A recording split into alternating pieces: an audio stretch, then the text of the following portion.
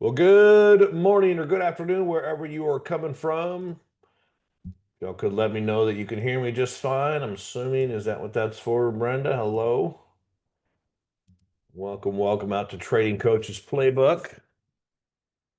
You hear that loud noise? That's one of the crazy cats playing with some paper that's over there. So you buy them toys, you buy them little things, and then what do? They play with paper out of an Amazon box, the padding paper. It's like, all right, whatever. Not going to spend money on toys anymore. Awesome. Thanks, Andrew. Hello, Kevin. How we doing, Helen? Well, certainly an interesting day so far.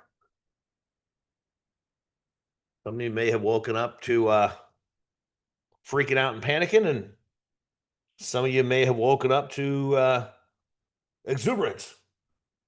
And if you haven't done much of anything, then you're probably on the opposite side of that right now, right? I woke up to exuberance. I'm like, yeah, keep going. And it's bounced. It's like, you were supposed to keep tanking. But anyway, before we get too deep into that, let's get the disclaimer out of the way. I am not a registered broker, dealer, investment advisor. I'm not going to give you any recommendation or advice. Everything we do here is purely for educational purposes. If I do happen to mention a trade, just assume it is a paper trade or practice trade. For regulatory reasons, we do not discuss funded trading. So, uh, interesting. Okay.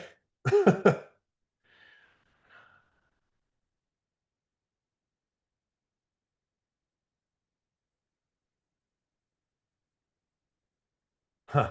I'm assuming that's there intentionally, Andrew. I didn't know that was coming. Uh, no, I think that's good. Yeah, that's interesting.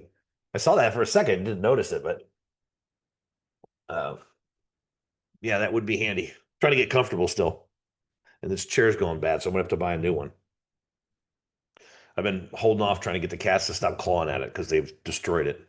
I don't want to go spend a bunch of money on a nice chair and have them wreck it, so trying to beat them into submission. Not really. So don't freak out. Don't call animal control. He's beating his cats. Yeah. Anyway, so there's all the you can find us on all the social media platforms before we get started if you want to follow us on everything there so you don't miss a beat. That is a good idea, Brenda. Thank you. I didn't even think about that. To keep that one here, let him claw on that. It's a good idea. And usually, if I step away for a while, we go make some breakfast or lunch or something like that, I'll come back and one will be sitting there and she's taking up the whole seat. And it's like, I got to get back to work. So you're out. Well, I appreciate it, Brenda. It's good advice. I will. I'll set it over in the other corner and then they can help me trade. It's one thing I never thought I would have is trading cats. I didn't think I'd have a cat, period. Now I have two. So turning into that crazy cat lady. Anyway, we haven't met. I see some new names, which is awesome. Welcome out. I drink a little bit of coffee, so you have to bear with me on that. Plus, I've had this stupid throat thing, so it's gotten quite a bit better, which is good. But if you haven't seen Patterns of Flash, that's a tool I created, man, years ago, actually. It's all about patterns. Technical analysis really is what the core is. Uh, you'll get the foundation if you're new to technical analysis, if you're new to trading in general. It is a spectacular tool. I'm a little bit biased, but had lots, hundreds, if not a couple thousand students that have done it, and those that share say that they love it and it helped them a lot. So something you can check out. Weekly Whispers is basically just my weekly research. I started doing that a couple years ago. I just started Robin. I'm already doing all this research. I can just record a video going over the analysis, my macro picture, what I see, what I'm looking at, potential candidates for the week. Because I only do research once a week, right? I don't go do it every day. It's too intense. There's too much. It doesn't change enough in a day to do it every single day, and it takes too much time. It's anywhere a short day if there's not a whole lot on my list. Usually I have about 200 to 300 candidates, sometimes 350 or four, at least in my filter that I use, and it's a minimum 2 hours to get that research done. Sometimes it takes three or four, depending on how many there are. To do that every day is just there's too much, and it doesn't change that quickly. So I learned that years ago, and so I just went to once a week. And even that sometimes, usually there's a third, anywhere from a third to two-thirds are rollovers from the week before. So usually have about 20 or 30 candidates in there. So I've got anywhere from 5 to 15 or 20 new candidates every week, new patterns that show up, that arrive that I notice and see. So the small accounts, big returns. If you're working with a small account, that is a pre-recorded class that I did a couple years ago, I think now, all about ways and techniques and strategies you can use to grow your small account, which we'll touch on some of it today. That's a little more just focused on it. So updates on the government shutdown. It's over, is it not? Didn't Trump sign the bill this morning or the continuing resolution or whatever the heck they called it? I thought he signed it this morning, is what I thought I saw. Or was it last night? I think it was either took place this morning or supposed to. I don't know. It's not having it doesn't seem to be having a major impact on the markets. The markets just don't care. At least that's the way I see it. Markets just don't seem to care that the government shut down. Not having the economic data, and that's the hard part to know is what would the economic data be? I did hear yesterday that the unemployment data, the CPI data may never get released from what we had last month. So that'll be interesting. I mean, it really won't. It won't matter that much in the big scheme of things. But what's possible is that we could have a massive, massive change in the data. If you got a 2 month delay in unemployment data, especially considering just the other day we had, what was it, 150 or 165,000 layoffs announced? It's the largest layoff announced since 2003 in 22 years. So that doesn't bode well for the unemployment picture. Now, there's going to be a lot of those, and the sad reality is my brother was one of those. I'm sure he was in that data. Um, but he's got a severance package. He's not officially unemployed until December 1st. And I don't think, and I don't know exactly how the unemployment numbers are calculated, but I think it's just based on unemployment filings, if I understand it right. And he's got a 6 month severance, so he's not going to file for unemployment. I'm not sure exactly what he's going to do. We haven't got together yet. He sent me a text 2 or 3 weeks ago. I was like, "Holy cow, they got laid off." Like, well, let's go get some beers. Let's drink it away. Not really, but nah, I just wanted to go hang out. We don't get to see each other a whole lot. He's busy with his kids, and I'm busy working, and my kids are pretty much grown, so we don't get together as much as we should. But um, so yeah, when the shutdown is over, oh, signed it late, early 13. What's today anyway? 14? Yeah, 14. Okay, that's what I thought I heard. I thought I heard he'd signed it. So, but yeah, the question is, what happens when data does start coming out? How's the market going to react? What's the data look like? So it'll be interesting to see because there are um, a lot of things under the surface that are finally starting to show up. I've been talking about most of them for 6 months to a year, if not two. Uh, the car market is getting hammered. You got those two bankruptcies, or was it three, of the subprime? It's reminiscent of 2007, 2008. Again, not trying to be Debbie Downer right out of the gates here, but the reality is we have to be realistic. As traders, you can't just stick your head in the sand and go, I want to be optimistic. I'm optimistic too. I mean, I'm optimistic that if this market crashes, my account's going to go up big time. That's a pretty thing to be good thing to be optimistic about. Now, it's not good. I'm not rooting for the market to crash, the economy to crash, but I have no control over it. I can't control the economy. I can only control my economy. And as long as my economy is healthy, I mean, there's nothing I can do about the rest of it. I feel bad for people. My brother, I mean, I feel bad for people that are in that position, but I have no control over their choices in life. It's just me. So I got to focus on what I can control. And if I can make my account grow up and grow, then hey, why not? Right. So, yeah,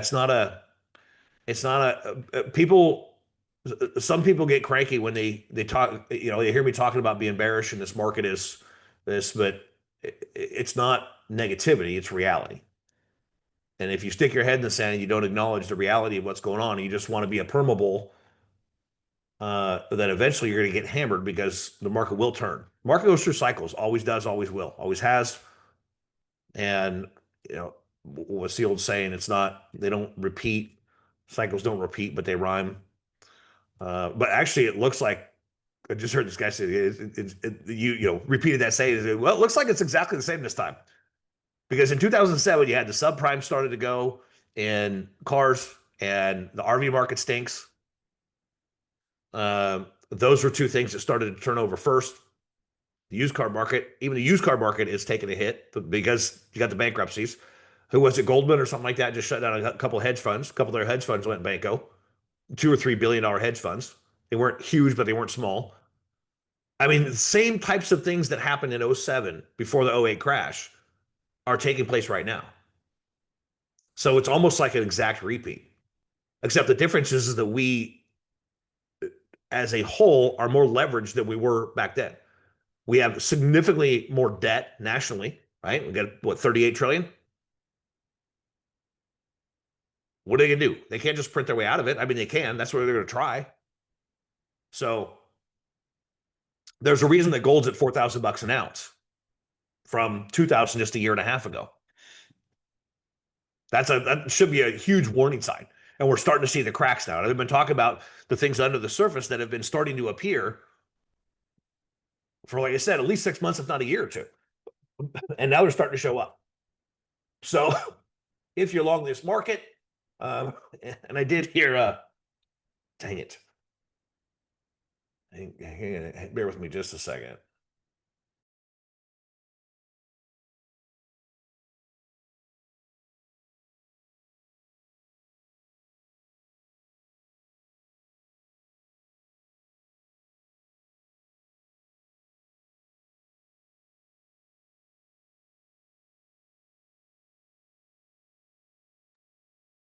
All right. I get these cough drops. I get this stupid postnasal drip that creates this little phlegm in the bottom of my throat. It creates this little tickle. It makes me cough. And I thought the warm coffee would keep it at bay, but um, anyway, where was I at? Talking about the potential crash. Um, oh, that's what I was thinking. I did see an interesting one yesterday, and if you listen to mainstream media, you're probably not going to get the full picture. That's one reason there's a lot of different people on YouTube I follow. You got to kind of weed through it and find people that are credible, or at least appear credible.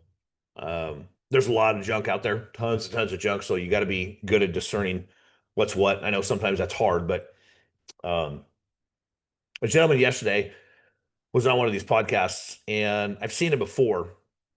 But yeah, it was wild to listen to what he was saying. He was extremely bearish too, but he does think, and I think he said he predicted the SPX going to 9,000. I heard him say that. I did a double take. I just kind of had to play in the background, listening, mostly listening, but also doing stuff.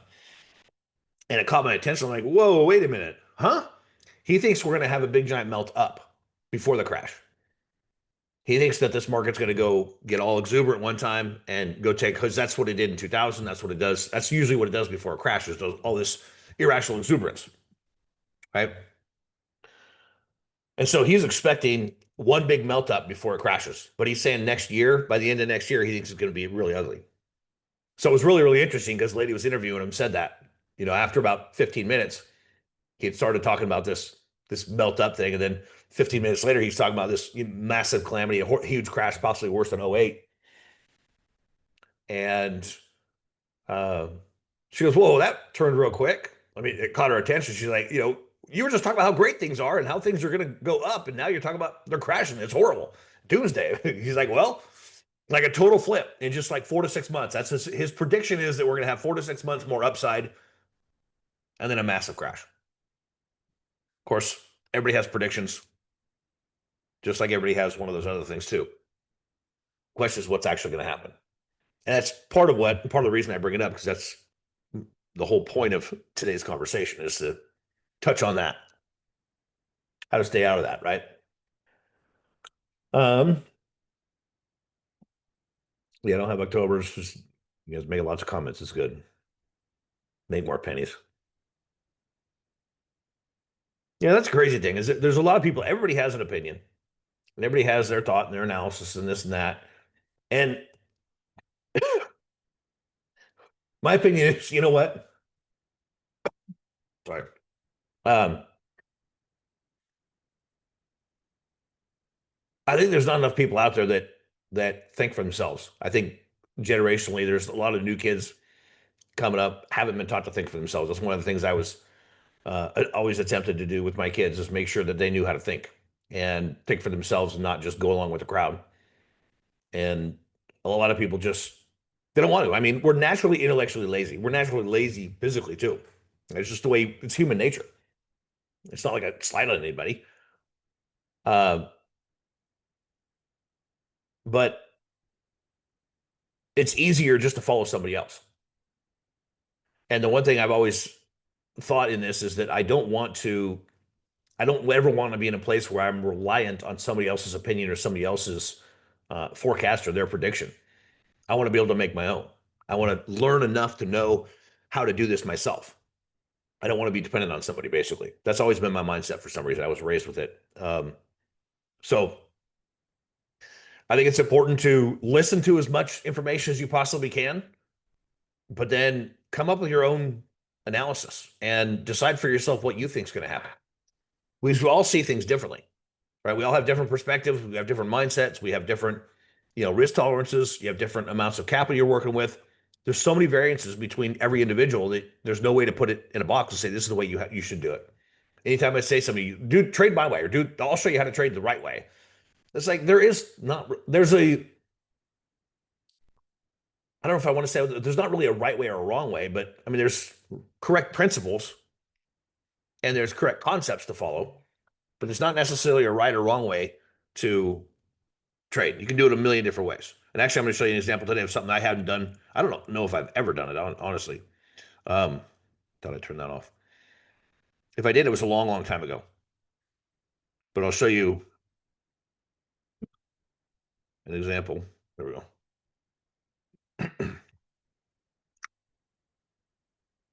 Of what I did just recently. Actually, I just got filled on the other half yesterday. So paper trade, of course. That's what we talk about here, right? Um,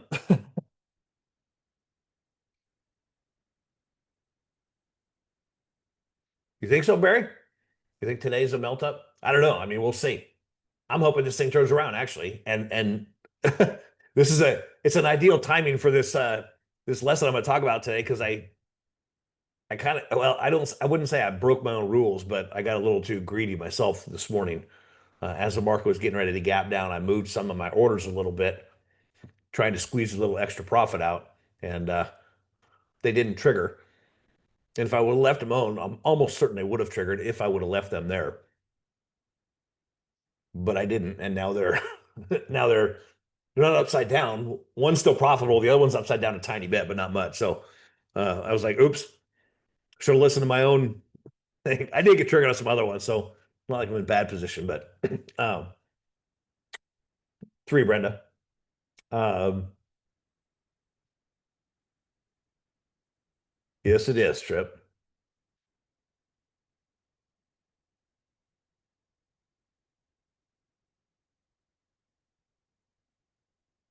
Oh, awesome. I appreciate that, John.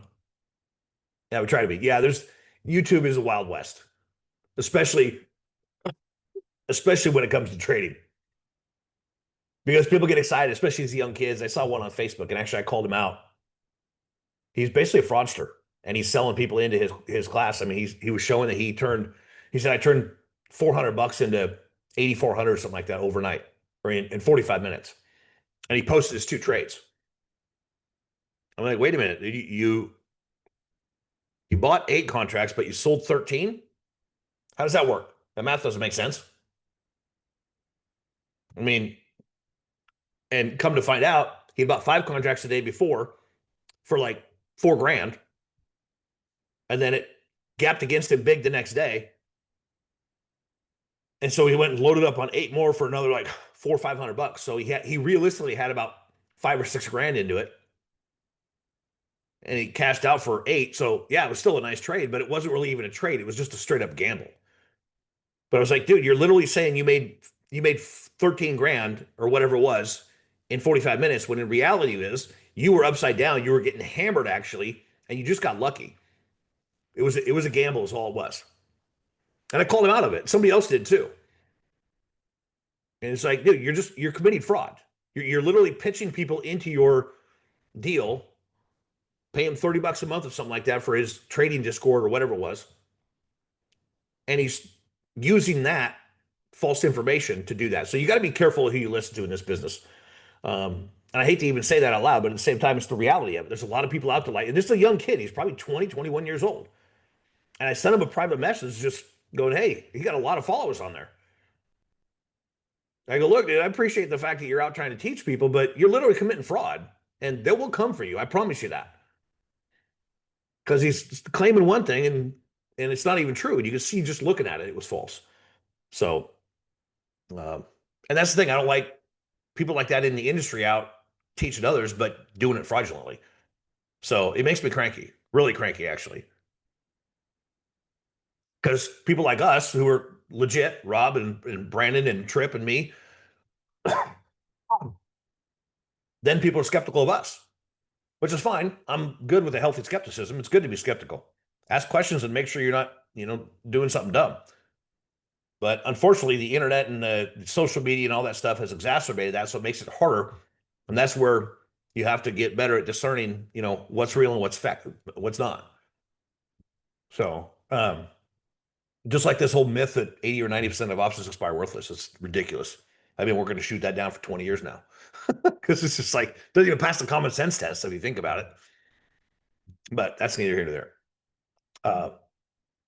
So yeah, anytime, I mean, a couple of rules of thumb. Anytime somebody says learn to trade without emotion or get rid of your emotions, anything about eliminating your emotions, run for the hills. Okay. They obviously either haven't traded or they really don't know about trading. That's what we're going to talk about today, right? Yeah, I mean, trading is hard. It's not easy. It's extremely difficult. It is. I've always said this, and I've said it for years. It's one of the hardest things you will ever attempt to do. So don't let that, when people come with all this, why not? I'm going to help you make $1 million in 3 seconds. Yeah, I see it all the time. Some guy running some ads on Facebook about, look at 90%, 90% hit rate on Apple. Well, he went and back tested Apple. The problem with back testing is it's dangerous. If you don't do it right, you don't do it properly, you get results and it makes it look like the system is really good, when in reality it's not.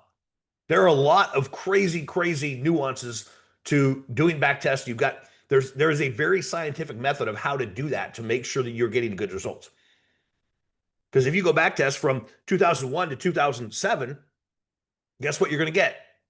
All bullish trades. And if you're doing a mechanical system like that, if you get anything over 70% for a purely mechanical system that is just based on math and data, and you're creating this system, anything above 70% is suspect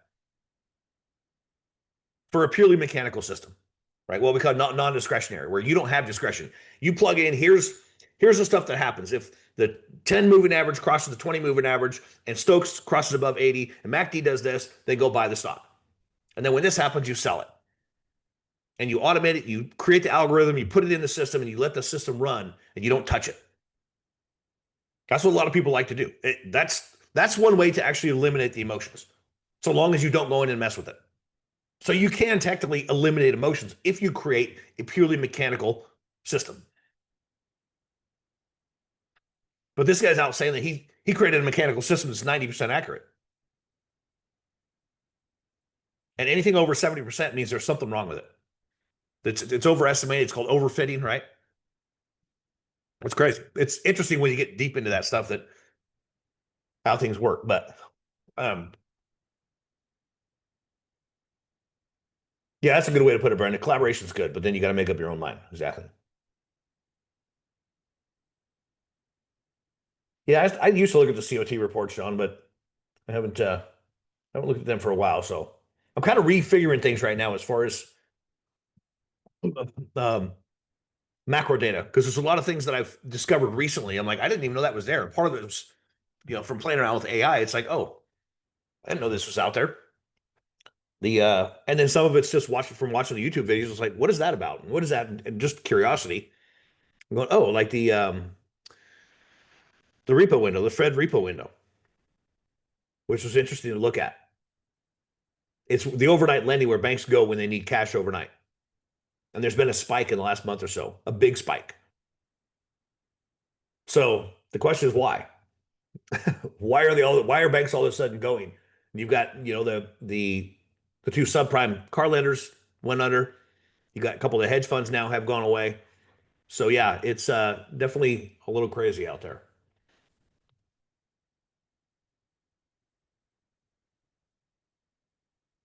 Yeah, that's what I was thinking too, Trip, is short covering.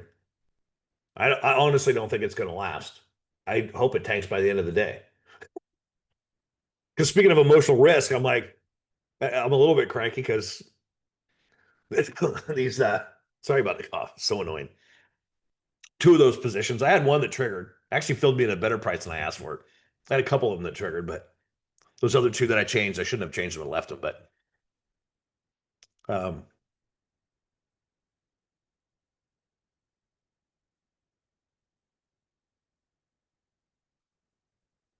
uh, I just can't get to the meat fast enough to do that. Yeah, exactly, John. I'm glad you get it. I would assume that everybody here probably gets it. Because yeah, there's selling the dream, and I don't have any problem with selling the dream. Just be honest about it. It's like it's hard. You ain't gonna come in here. It's not a hit it and quit it. Get rich quick thing. So yeah, black boxes have to be constantly tweaked because things change. Markets change, cycles change, data changes. I mean, it changes, but it doesn't. Human emotion doesn't change. That's where it gets interesting. And you can't put black box. You can't create. Well, at least not yet. I mean, maybe AI will get us there.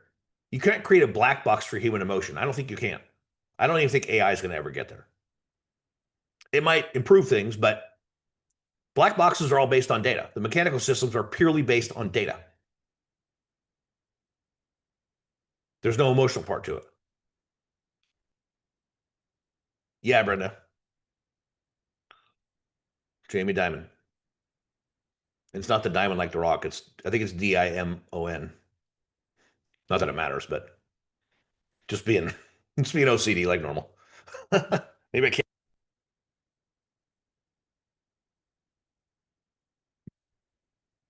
I forgot about that button there. The only problem with that is if I mute it and I forgot to mute it, then I talk without it. So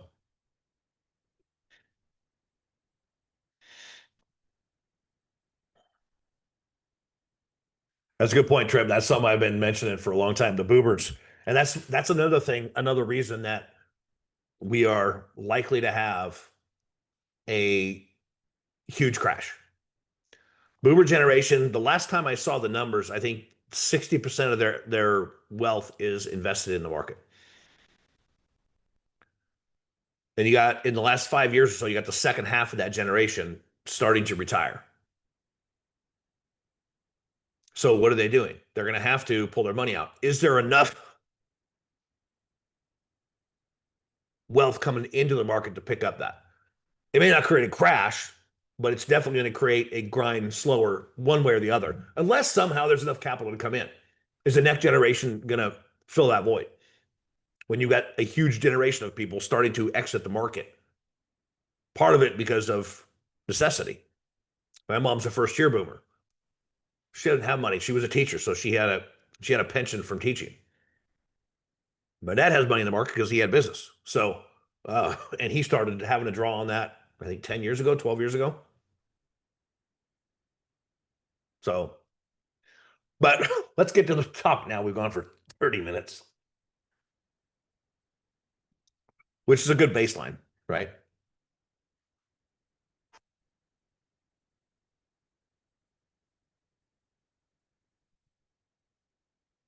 Yeah. All right. Uh, Thought I had this thing conquered for now.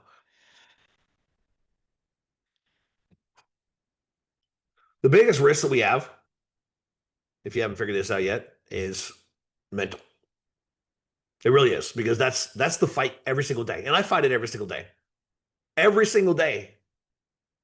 Because especially with today, like I said, there's two positions I changed.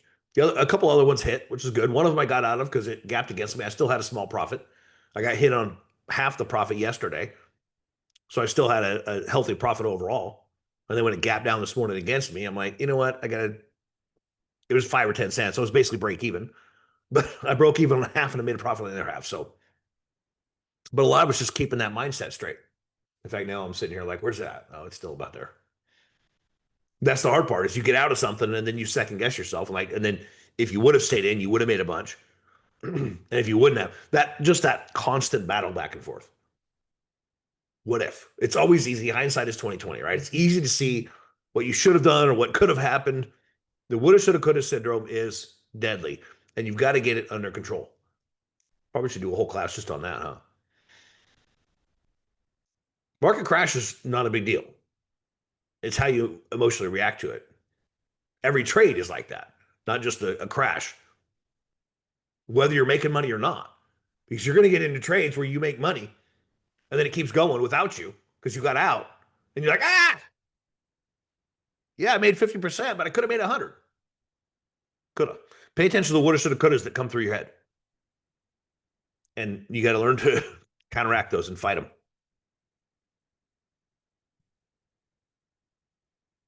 But the hard part is not succumbing to those emotions. If you have a plan and you stick to that plan, you should be good.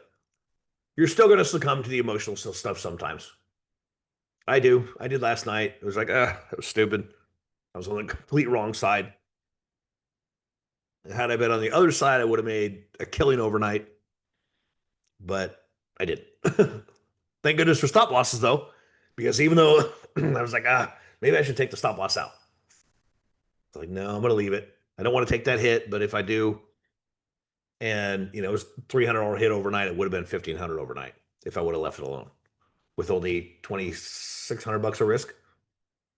So I would have made 55, 60% if I'd have been on the right side. But unfortunately, I got in on the wrong side. And even though I'm sitting there going, I don't like taking a $300 hit, 12, 15%. And after the fact, it's like, I should have been on that side. Well, yeah, you should have, but that's not what the chart showed at the time. And I was glad I took my stop because I'm like, $300 hit, even though it's not fun for a, 1 day trade, it's a heck of a lot better than 15. So I'll take it. So even though I was cranky at first, I was like, yeah, it could have been a lot worse. Again, it's all how you frame it in your mind. You'll know this, right? Fear and greed. Fear causes hesitation, premature exit, selling at the bottom, panic. Greed, which is just fear with a mask on it. That's what it is. We'll call it COVID greed. Right? Wearing a mask. mask greed, COVID greed. Chasing, over leveraging. Over leverage is a big one, especially when you start. Because everybody wants to make a fortune. Because again, get back to selling the dream of making a fortune. Everybody wants to hit a home run. But when you don't focus on risk, that's when you get hurt. And it took me a long time to figure that out. The main thing I needed to focus on was risk, controlling and managing my risk.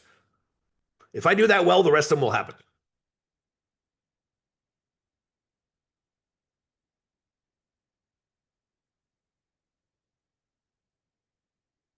I mean, you're going to hit home runs, right? And this was really interesting. I'm going to share this right now. I just was curious because I was thinking about this morning. Is what percentage? How many swings does a batter take before they hit a home run on average? Right. So my question to Grok was, how many swings does the average batter take before hitting a home run? Response A, I think is better. It's more mathematically sound. I think it's about the same, but this 2025 season, one home run every 25 to 30 plate appearances. But that's not swings. That's plate appearances, right? So they break it down then, goes into about 3.8 pitches per plate appearance, 3.9 to 4.1. So call it 4. They called it basically 4. So they're swinging we get about 4 pitches per at bat. So you get 26.3, 104 pitches seen per home run. That's the average batter. But not every pitch is a swing, right? They don't swing at everything. So the question was, how many swings does it take to hit a home run?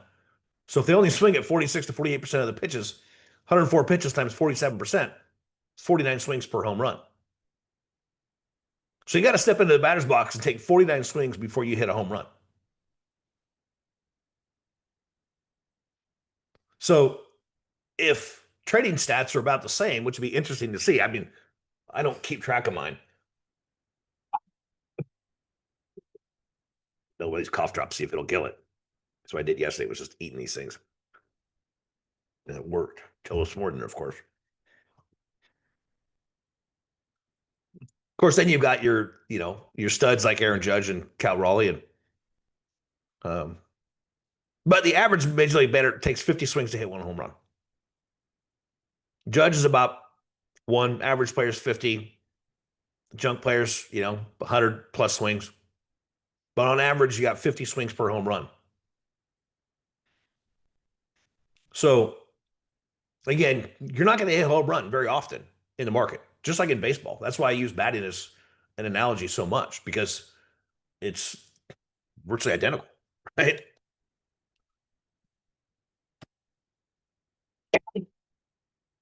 Uh, um, so, and it's easy to get stuck in that mindset where you're looking to you just want to kill it on every trade, which I do too. I'm going to love to, but I've had to rein myself in and go, okay, you're not going to kill it. Focus on managing and maintaining risk. So our brains are wired to avoid pain and seek pleasure, right? The pain of loss is twice as powerful as the pleasure of an equal gain. It's really interesting. If you want to get into that in depth, get the book Thinking Fast and Slow by who was it? He passed away a couple years ago, I heard. I can't remember I brought that at one time. It's Thinking Fast and Slow. Dan something, I think it is. But he talks a lot about that. They did a whole bunch of psychological studies on uh,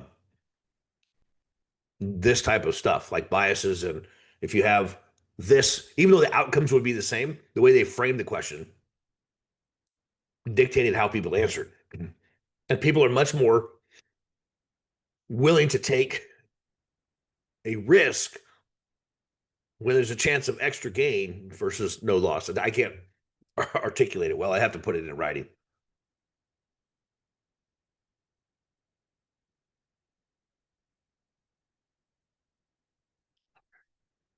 It's driving me nuts. I can't stand this call. Daniel Kahneman. Thank you, John. That's right. Daniel Kahneman. Um, yeah, it's awesome. I've got the audiobook and the physical book. I finished the audiobook recently. I'd listened to it before, but I just re-listened to it again. And I read some of the physical book. I bought that first, and I was like, I'm not going to read this thing. Give me the audiobook. So, because I'll do that like when I'm working out or doing other stuff that's mindless. Turn the audiobook on and listen. So, but one of the important points here is stop loss is more than just financial protection. It keeps you from emotional ruin from that monster loss. So the next time you get in that position where you're like, I don't know if I want to keep my stop, I might need to move it. Maybe I should change it. I should pull my stop out. I should remove it. Ask yourself the question, how much emotional pain am I going to feel if this thing keeps going against me?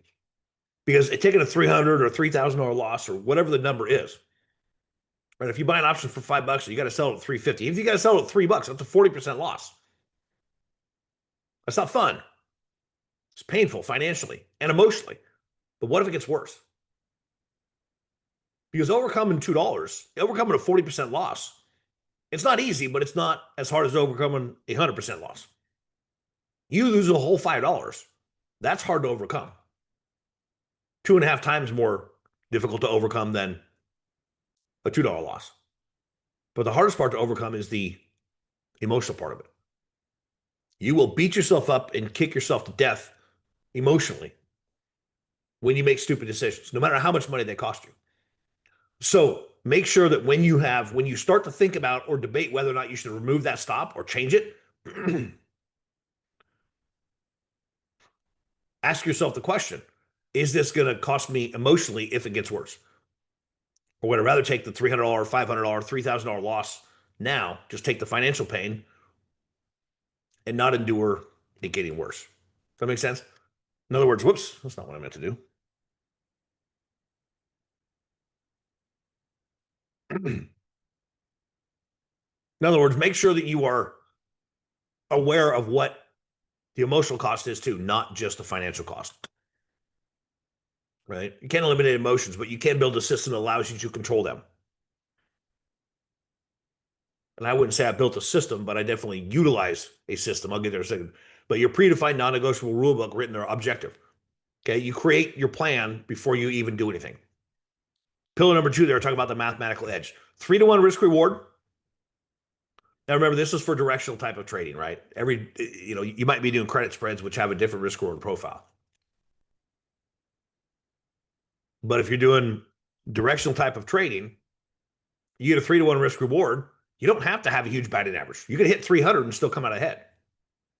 So long as you stick to the plan, right? That right there will totally change your mindset. And that's part of the reason I use batting as an example. Because there's the age-old question, what's the difference between a 290 hitter and a 300 hitter? The Hall of Fame, right? That 10 points, which is really only 1 percentage point.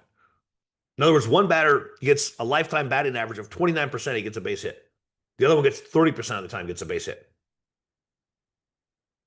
One goes to the Hall of Fame, one nobody knows. That little difference. It's like there's a little study they did on Kentucky Derby. First place, I mean, this is the old days. I don't know what it pays now, but when they did this, when they published it, it was the first prize was $1 million. Second prize was 100,000. What was the difference between the two? Time-wise, not numbers, but what was the difference between first place and second place? It was 10%. It was fractions of a second. It was maybe a second or two, but it was literally a second or two. It was 10%. Percentage-wise, it was 10% between first place and second place. Yet first place took 10 times the prize money. Just like the 290 hitter versus 300. That little bit of an edge. And that's really what it comes down to in trading is you need that little bit of an edge. And that little bit of an edge makes the difference between $100,000 and $1 million. It's huge. So if you employ that mathematical edge, you use a 3-to-1 risk reward ratio or figure out a risk reward ratio that works for your style of trading. Like I said, if you're doing credit spreads or covered calls, it's a different risk reward profile, but you just got to figure out what works for you. The other thing that's a huge game changer is scaling in and out. That's one thing that did it for me. And that's why I'm cranky about the ones this morning, because I wasn't getting out of the entire position. That's why I shouldn't have moved them. I was just exiting part of the positions. Well, actually, I take that back. One of them I was exiting the entire position, mainly because time. They expire next week. But the other one was I still have a position there. I would still have some left there. I just banked. I've already been in and out of this one particular stock twice. Taken profit a couple of times. I've reloaded it, taken it out, reloaded it. And I was going to unload it this morning. And then I'm like, yeah, it's going to go big time. So I'm going to get some more. I should have left it alone because I still had the upside, which is why I do that. And a reason I usually don't change it like I did this morning. But based on the pre-market, it looked like it was going to move enough to be able to hit it, and it didn't. But I should have just left it alone because I still have a position there. There's the beauty of it, and that's where the emotional side comes in, is because, okay, I don't want to leave profit on the table here, but the beauty is that by taking this one out, not only am I reducing my risk, I'm banking some profits, I'm reducing my overall risk, but I've still got a position there, so if it keeps moving in my favor, I'm still making money. When you get into that mindset, you don't do dumb things like I did this morning. And yes, I still do dumb things. We're coming up on, 25 and a half years, almost 26 years. And I still make stupid decisions. It's like, what was I thinking? But it's also an analysis. At the same time, while I'm beating myself up over it, I also look at it, I go, okay, I'm looking at the pre-market, where this thing's going to go and what I think it's going to do. Why would I leave money on the table if I can get more out of it? So it wasn't, the only reason I'm cranky is because now it's gone and moved so far against me. I expected it to bounce a little bit this morning. I didn't expect it to continue to run like it has. I expected a short bounce for half hour, and then to roll over and continue to drop. So even when it bounced after the open, I'm like, okay, it's going to roll over, which was not necessarily good. It wasn't risk averse thinking, let's put it that way. But I allowed myself to get a little bit too greedy because I should have taken out, especially the one. So, but you live and learn. But scaling is a huge thing. And the other thing that scaling, not only just scaling out, but scaling in. Because how many times have you looked at a chart and you look at a position and you're like, I'm not really sure if it's going to do this. You're a little bit worried. And so you stay out of it. And then it moves just like you thought it would. And you're like, why not pick up just a little position? Why not look at it and say, almost creating like your own confidence level, 1 to 10 or whatever you want to do for yourself is how confident am I in my analysis and the fact that this may do this? And if you're not very confident, you think it's still going to go, but you're not that sure, then okay, don't do 10 contracts, do one, do five, do three, do seven. If you're like, I'm really not that sure, but I hate to miss it. So just do one. Some of you have heard this. I mean, that happened to me in, I think it was 2008, 2005, 2008, somewhere in there. It was in one of those years. Baidu was still a fairly new company. Busted north of 80. I'm looking at that morning. It broke out of 80 first thing in the first hour. Started to pull back. Like $80 is a perfect role reversal spot. I should go pick it up. I went and looked at the time. It didn't have a huge account. It was going to be like to buy 10 contracts, which is all I did. Then was bought 10 contracts. It was going to be like $4,000. I'm like, I'm just not. It's a super volatile stock. I'm not comfortable with that much risk. So I stayed out. 4 days later, it was $120. And I don't remember exactly because it's been so long, but I think the options I was going to buy were $4, and they were $24 3 days later, 3 or 4 days later. And I'm sitting there going, why didn't I just buy one? If I would have just bought one, it would have been $400 of risk, and I would have banked $2,400 of profit, or $2,000 of profit. Would have sold it for $2,400 if I would have let it ride the whole way, right? Of course, we're saying that after the fact, but and that's when that thought process started going in. I'm like, why not just pick up a little bit here and there?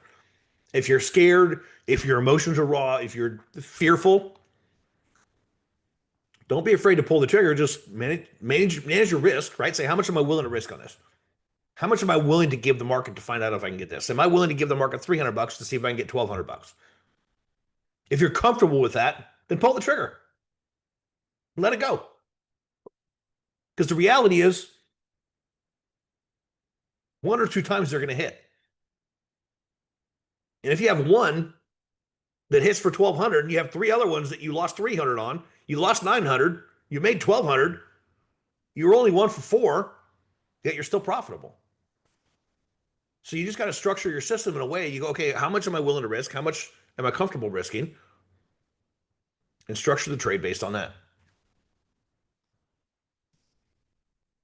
So here's one.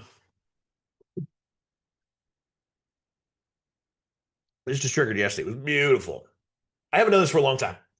And so it was just more of a test than anything. I've got a few of these on right now. So this is MSTR. And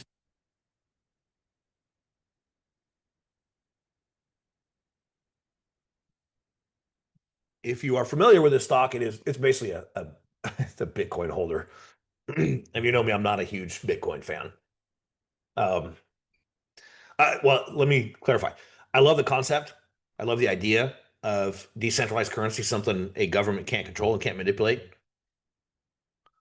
But in reality, it doesn't do anything. It doesn't really solve a problem. People say, well, it's cap supply. Well, so what? Go watch Pawn Stars for 30 minutes and you'll see somebody that brings in, it's one of a kind. It's worth $5,000. Nobody wants it. It's worth $5. If there's no demand, supply demand is a two-sided equation. If there's no demand, if nobody wants it, it doesn't matter how much supply there is. So this whole supply thing is ridiculous. But in my simple world, food, clothing, and shelter. When it comes down to the human experience, right? We got food, clothing, and shelter. That's what we need. If it doesn't fit into one of those boxes, if it can't fulfill one of those things, it has no utilitarian use. So I don't see it. So I've been extremely bearish on it. MSTR, I think, is crazy. And grab this pen real quick. I think it could be a great trading vehicle. And I kind of sort of was doing that here on this play. I was trading MSTR, and you can see, I don't know if you can all see that. I'm not drawing very good, but there's a head and shoulders pattern right there, right? There's the left head, or the left shoulder, the head, right? That's me as of yesterday, and the right shoulder, right? And then there's the neckline.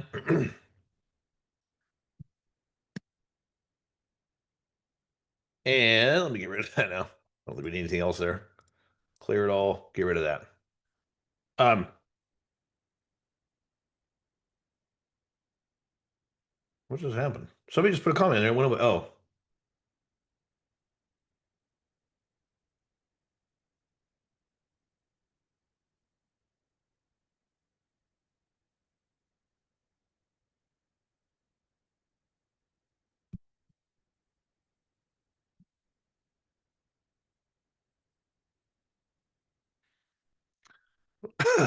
okay, John. Let me see him. Let me reread that real quick before I get it deep too deep into this. But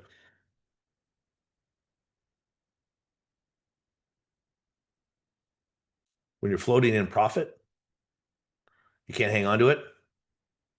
Is that what I'm reading right? Trying to make sure I understand what you're saying.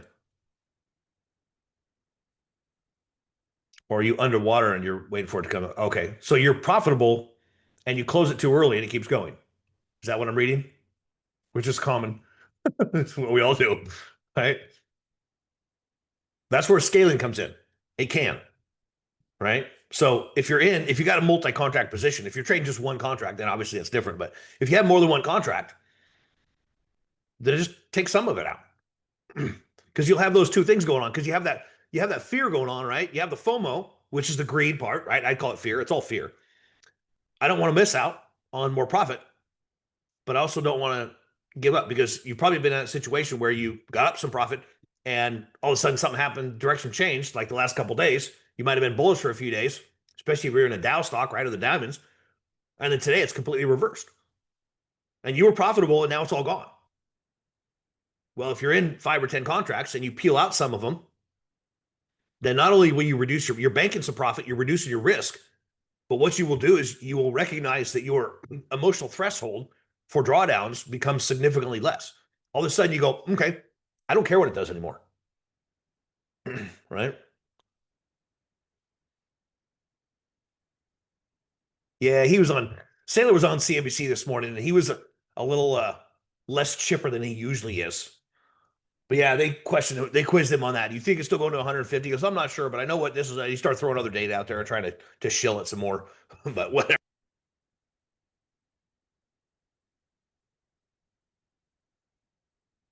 So actually, John, let me show you because this what I'm about to show you might be a good example of something that you can enabling your own trading to get to that point. Because like I said, the one thing that I've learned to focus on is focus on risk and eliminating as much of my risk as quickly as possible and still having a position on. That way I don't have to worry about it. Okay. So here's MSTR, right? And if you look at the MSTR options, I have them for, well, since I got into this trade, but they're super expensive. This thing's highly volatile. It's totally insane. I think I looked actually at the $200 puts for 4 months or 6 months out, and they were 80 or $100 or something like that. It was some insane number. I was like, this is crazy. But I was pretty convinced, especially with that head and shoulders, that this thing's going lower. So is there a way to trade it without that crazy premium? And then all of a sudden it dawned on me, I can do a debit spread. I went and looked at it just out of curiosity, like, okay, I can do the 280, 275s, which looking at, the major support levels was 380, 342, basically 290 and 240. So like, okay, if I the 280, 275. So buying the 280s, selling the 275s, we're going to cost me $1.25. Okay, that's reasonable. And if it goes down, it was December, right? So this was back in, I think this was September 9th, if I remember right. So in the next 3 months, 2.5 to 3 months, if it goes below 280, I could make $5 on $1.25 risk. Cool. That's 3 to 1, right? So I have $3.75 of potential for $1.25 risk, literally exactly 3 to 1. Right? I'm pretty sure it's going to do that. But I haven't done one of these. I think I did one years and years ago, a debit spread one time. Never did it. But I started looking at this. I'm going, if I get into this thing, I'm going to test this. So I just did 3 contracts. So I'm like, I just want to trial this out. So they were $1.25. Right? I don't know if hopefully you can read that. I don't know how big it is on your screen, but 3 contracts, $1.25. So I had $375 cash out. I got filled on it. I immediately went and put a GTC to sell the close, two of them at $2 a piece. So I've spent 375. If those ones trigger, I'm going to collect 400 bucks. So I get all my initial capital back, but I'm only selling two. I still have one on the table. So I literally eliminate all my risk from my original starting point. I got to make sure that's clear because from the original starting point is what we're talking about here. So what happens? Boom. A couple weeks later, when it drops down there, some point during that day, it came down and hit. It filled those two at two. So I spent 375. I just collected 400. I still have one contract in place. Now I can just sit back and relax. I mean, I could sell it for $2 and bank the $2 of profit, right? So that has to be, you have to know that you still have risk on the table. But a lot of this is about framing it in our own minds to get to that place where you're not freaking out and you don't have that feeling of close it. Because when I'm framing it in my own head, I'm going, okay, I spent 375. I just collected 400. I don't have any risk on the table, yet I still have one position there. And if this thing between now and December, third Friday in December, goes below 275, I'm going to bank 500 bucks. And I have no risk left on the table. And it took about 2 weeks to get there. I'm like, cool, I like this. And then lo and behold, you can see what happened, right? It popped back up. 4 days later, it's back at that 342 level. So I was just curious. I went back and looked. And I go, oh, hey, they're $1.25 again. You know, let's reload those two. I just sold them for $2. Let's reload them for $1.25. So I'm back in the 3 contract position, except this time I only have 250 bucks out of pocket from the starting point, right? And you can see for 2 or 3 days, I'm like, that's not looking good. I don't like that. But then lo and behold, it started to drop again. And I put an order. You can see there the very last line, sell to close. I put a GTC to sell one at 250. So I had 250 cash out. I have a GTC sitting out there for 250 to collect my initial capital back on one contract. So then I would have 2 contracts there and no money out of pocket to hold those. So it allows me to frame it in a sense that even if MSTR goes to 500 bucks tomorrow, I don't have any money out of pocket for my original starting point. Lo and behold, just 2 or 3 weeks later, 3 weeks I think it was, it went ahead and filled right there on that day. Came down, boom, hit it. I'm like, cool. For my original starting point, I have 0 risk. I have 2 contracts, $5 spreads. If I hang on to this thing and the third Friday in December comes and it's below 275, I'm collecting $1,000. And I have my initial risk was 375. And that was only out there for about 2 weeks. And then I eliminated that. And then I had another 250 out there for 3 or 4 weeks. And then that was gone. And now I've got a potential to make $1,000. I'm like, well, do I really want to wait till December? So I threw a GTC order out there for 450 for those other 2 contracts. But if I get 90% of what I came for before the 3rd Friday of December, then I'll take it. I mean, why wait, right? Why am I going to wait? It's, what is it, November 13th? I'd have to wait a whole other month to get an extra $100. That didn't make any sense to me. Why am I going to risk? I mean, I have if it gets filled, I could have taken it out at $3.50, $4 yesterday. I was like, I'm going to wait and see what happens. Either way, I'm making money no matter what happens. And sure enough, yesterday it got to about 216. I was sitting here dinged and I was looking at it. Yeah, sweet. So $900. What's the ROI on that? How do you calculate that? I mean, I guess if you go from the original starting point of 375, it's what, 225, 250%? And I don't have to wait now. I don't have to wait for the extra $100, and I don't have any risk, right? Because this thing could turn around and run back up in 3rd Friday in December. In a month, it's back at 300. And now I don't have any profit at all. So I'm like, I'm going to take what's there. So that is an idea. And I'm not saying it's necessarily this, because I've done a handful of these lately, and one I got killed on earnings. I held it over earnings, which was kind of foolish at the same time. I held another one over earnings, and I ended up making money on that one. I came out a little bit ahead out of those 2. And I have, I don't know, I think 3 other ones on right now that are all kind of working out okay. They just need to move big. And that's the thing. If you're going to do a strategy like this, it has to move big. But regardless of how you're trading or what time frame you're trading on, that the example I'm showing you is a way to get the risk off the table as quickly as possible. That should be your ultimate goal, in my opinion. That's what I do. My goal is to get as much of my risk off the table as quickly as possible, so then I can relax and let the rest of it play out. And are you going to leave money on the table? Of course. I got out of NEM, Newmont Mining, back in March or something like that when it had a nice little double bottom. Gold was start already running like mad. So I'm like, these things are probably going to take off. So I bought some January 70s or something like that for $1. I sold one at I think 250. I sold a couple more at $3 or $4. Then I sold some at 6. Then I had a little bit. I think I had two or three or four I think I had 3 contracts left. I sold one at. I think I had 2 out there for $10, and I ended up selling the last one for 12. And then it runs all the way to 90, and they would have been actually almost 100. It would have gone to $30, and I sold it for 12. If I would have just held on to that whole position, I would have made 3 times as much profit. But at the same time, part of the reason I was able to hang on to those handful of contracts as long as I did and let them get to the price that they got to was because I already had all my initial capital back. I was actually profitable no matter what happened from my original starting point. So when I say scaling, and that is one of my major things that I look at now is, okay, I'm going to get in this today at this price. Here's my risk, but how quickly can I get out of parts of it so that I can let the rest of it do its thing? And then I'm relaxed. So I'm in a calm, cool, collected place. Because that's the goal, is to get yourself in a calm, cool, collected place. However you have to do that for you. But that's just one technique that I've used for me that allows me just to chill out and relax. Like, okay, not worried about it. So emotional risk is managed by ability to discipline a system that separates decisions from feelings. In other words, learn to control your emotions. You're never going to eliminate them. Anytime somebody says eliminate your emotions, I'm like, whatever. Don't take them seriously. Name your risk. Focus on the risk, right? And pay attention to the woulda, shoulda, coulda. Pay attention to the thought processes you're having, because those are going to have an impact no matter what. You have to do that. And that is the hardest part of trading, is managing your mindset, is keeping your head straight.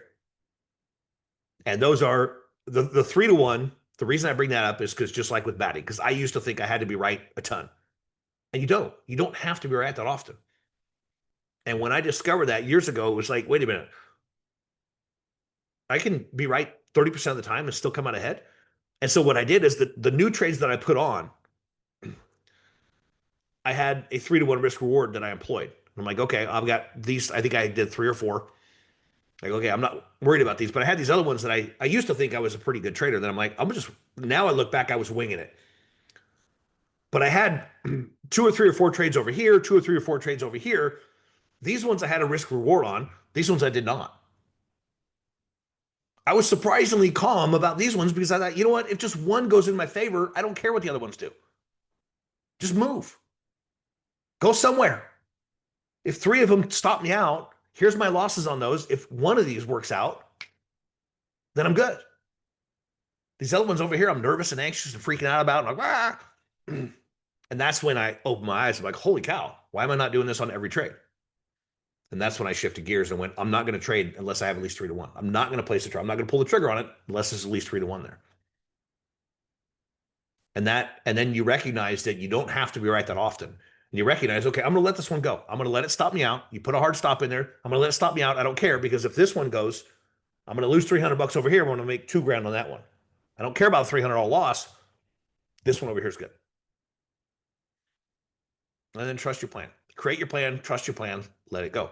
The mathematics work, right? So the goal of this week is to follow your plan without deviation. That is the definition of a good trade. If you've been in Patterns of Flash, you know that. I do a whole lesson in there about how you define a good trade. Because most people come to the market, and I was guilty of this too. I teach from pure experience. A good trade is if you made money, and a bad trade is if you lost money. The problem with that is that years ago, I did a trade. Stock went against me. I didn't stop out. And it finally got to a point, I'm like, forget it. Might as well just hang on now because it's not worth enough. And then boom, what happens? News comes out. I think I had calls. News comes out. Thing gaps in my favor. Like, woo, I made like 20 cents. I made a profit. But was that a good trade? Heck no, it was a terrible trade. I should have been out there long ago. I got lucky because I can name 10 or 20 or 30, maybe even 50 other trades that went just like that, but the news didn't come out. And so they expired worthless. And those ones suck. Pardon the French. They stink. And it doesn't happen very often where it comes back. That was a terrible trade, even though I made money. A good trade is, did you have a plan? Did you stick to your plan? And if you have a good, solid plan that puts the odds on your side and you stick to that plan, that's a good trade. Stick to your plan.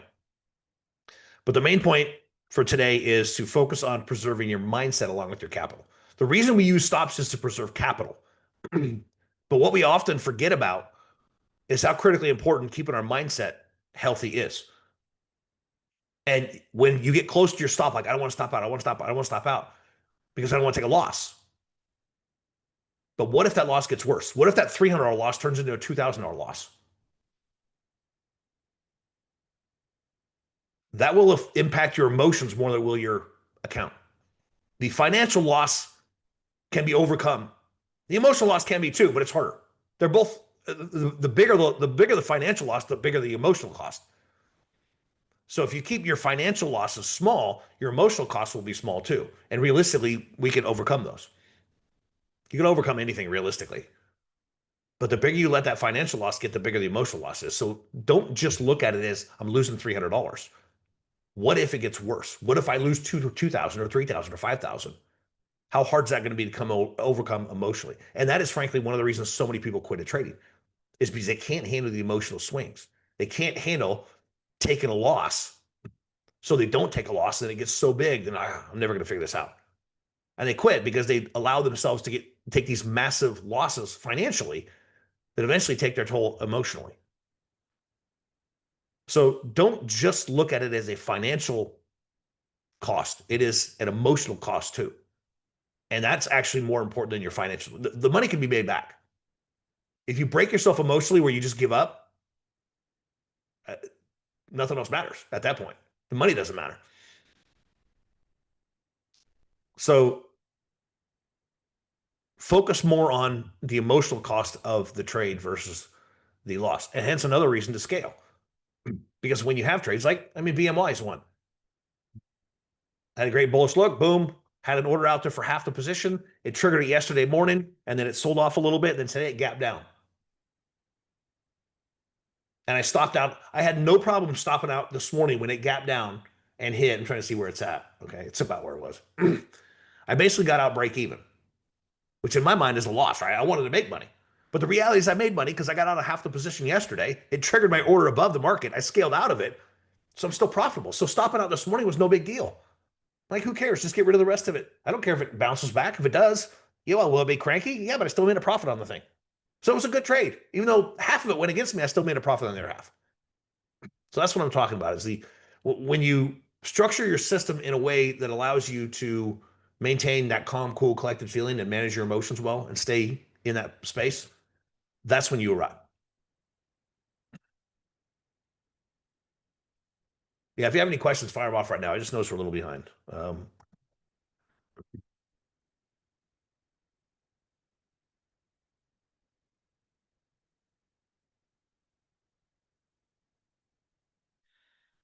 Oh, okay, yeah.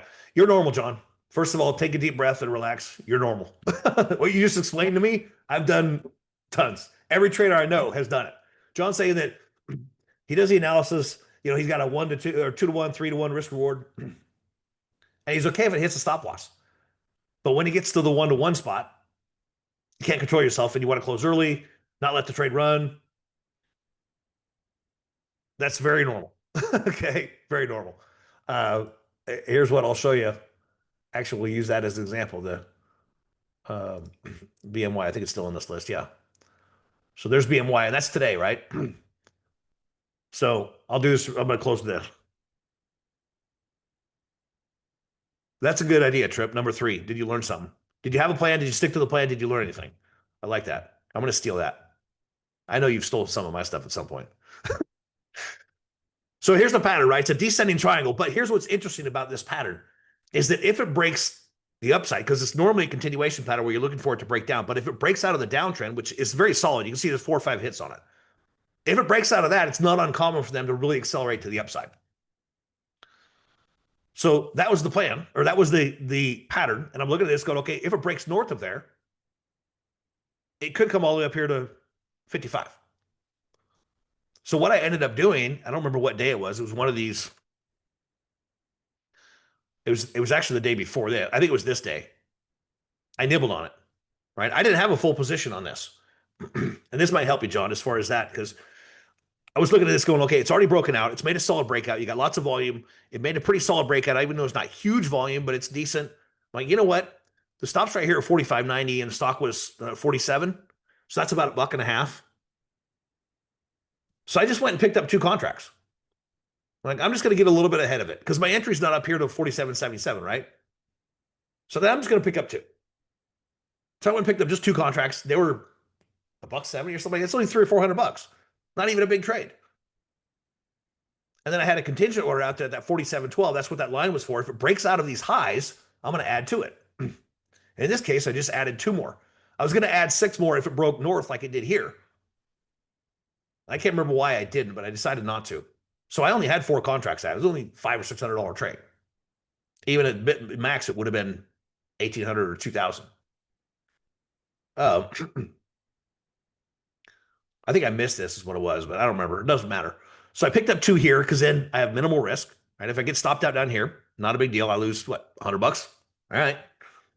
It ended up triggering this the next day. So now I've got a four contract position. I didn't get in here. I had an order out. I can't remember what I put it at, but I had an order out for two of the contracts to trigger somewhere up in this area. I could have put a contingent, but I just estimated that. It shows on the screen on toss, right? Well, yesterday it went up and out of the gates, right? It hit this and it ran out of the gates, went up and triggered it somewhere up here. Those two contracts. I think I had 70 or 80 cents profit on it. So I'm making 140 bucks, which I don't care about the numbers. It's 70 cents on, I think it was a buck 70, buck 80 is what, 30%, 35%? I focus on percentages because the numbers don't mean much. When you get into bigger numbers, then you want to look at percentages. You have to. But this was a tiny little trade, right? And I have a couple small accounts that I don't trade a lot in anyway because they're small. Building them up, obviously, but so then this morning when it gaps down, I'm like, it was back at a buck 70 or something like that, about what I paid for them. So I decided, yeah, I'm just going to get out. So I just bailed on it, but I banked 150, 200 bucks right here. And again, that's only four contracts. The most I had was 700 bucks at risk or something like that. So whatever it is, whatever the numbers are, it doesn't matter. The beauty is that other than missing this move, which does make me a little bit cranky, adding the rest of the position or taking a bigger position here, which I should have, but I didn't. It was still a good trade. I didn't make a fortune, but it wasn't a big trade. I didn't expect to. So I have other ones that are, it's like, okay, putting a lot on the line. It's like, But that's one of the reasons I do it like this, because then the emotions are in check. So, and that's why I scale. That's why I say, and scaling in is harder to do. Because you look at this and go, why not? I wish I would have just bought all 10 or all 20 there, but I didn't, right? Because it hasn't played out the way I want to see it, but I can get in, I can nibble on it right here. And then if it stops me out, it's a tiny, tiny risk. And I can add to it if it runs.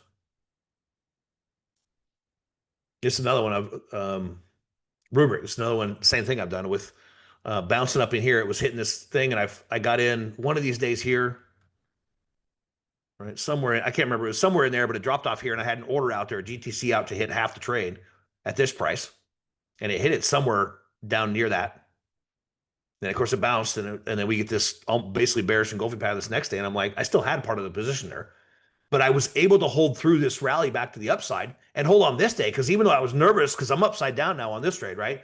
When it's up here on this shadow, I'm like, but I already have some profit on it, so I'm not too worried about it. It allowed me to hold through and say, I'm going to wait for the close. Because if it would have kept running, it probably would have gotten out break even or maybe with a small loss. But I was able to hold on because I was in a relaxed state. And I was like, okay, just let it go. And sure enough, it panned out. And I ended up adding into it, I think this day, added more to it. I had to order somewhere that I don't remember where it hit. But I got out of that half the position. So I still had a small position. Then I reloaded some, I don't remember where. I have to go look at the stuff, but excuse me. I reloaded it back in here. Right now it's panning out well. This is one I should have been out first thing this morning with, but so That's essentially how I trade, and I do it that way for the main reason what we're here to talk about today is to manage our emotions and to keep them in check, to make sure I don't have too much risk out there, and then to bank a little bit of risk and leave the upside still open. So hopefully that helps, John. Try it. I mean, the only thing you can do is try it. Try it on a live trade with funding and watch what happens to your emotions. That's the best thing you can do. Is do a small trade and watch it, figure out how to make it work for you. So, all right, I got to run. We're way over, 16 minutes over. So, I'm going to get back to my trade. And would you guys all just go out and start shorting the heck out of this market so it tanks? I'm just kidding. Do your own thing. I'm not worried about it. I'm not this little rally. I don't think is going to stick myself, but we'll see. We shall see. I could be wrong. I've been wrong before. I'm wrong a lot, and being wrong doesn't matter. Managing your managing your emotions is the most important part of this business. So master that, and you'll be just fine. So, all right, y'all have a great weekend, and we'll see you on the next go round. God bless. Bye bye.